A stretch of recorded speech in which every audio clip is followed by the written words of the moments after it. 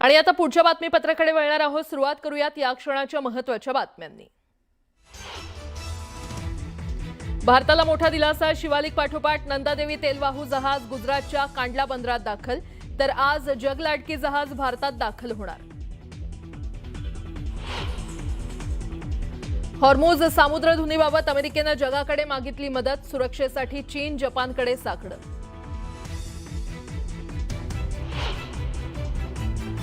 हॉर्मुझची सामुद्रधुनी फक्त दुश्मनांसाठी बंद। इराणचे परराष्ट्र मंत्री अब्बास अराक्ची यांचं मोठं विधान।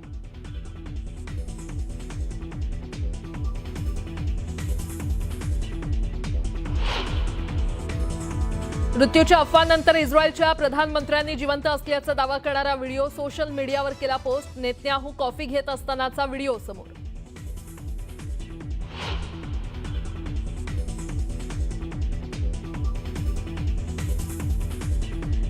देशातील सर्व घरगुती एलपीजी ग्राहकांना ई-केवायसी केल्याशिवाय गॅस मिळणार नाही। गॅस टंचाईच्या पार्श्वभूमीवर केंद्र सरकारचा मोठा निर्णय।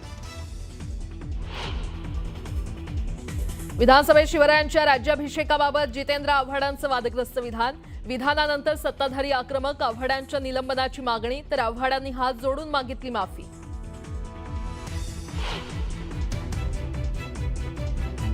आयसीयूमध्ये उंदरानं कुरतडलेल्या वृद्ध महिलेचा मृत्यू। मीरा भाईंदरमधील सरकारी रुग्णालयातील घटना। प्रकृती खालावल्यामुळे 12 मार्चला केलं होतं दाखल। 9 मार्चला जामखेडमध्ये गोळीबार झालेला पैलवान सागर मोहोळकरचा मृत्यू। आरोपीला गुन्हे शाखेनं घेतलं ताब्यात, तर गुंड निलेश घायवळ कनेक्शनचाही तपास होणार असल्याची सूत्रांची माहिती। साहित्य अकादमीकडून 2025 या वर्षासाठी प्रतिष्ठेचा पुरस्कार राजू बाविस्करांना।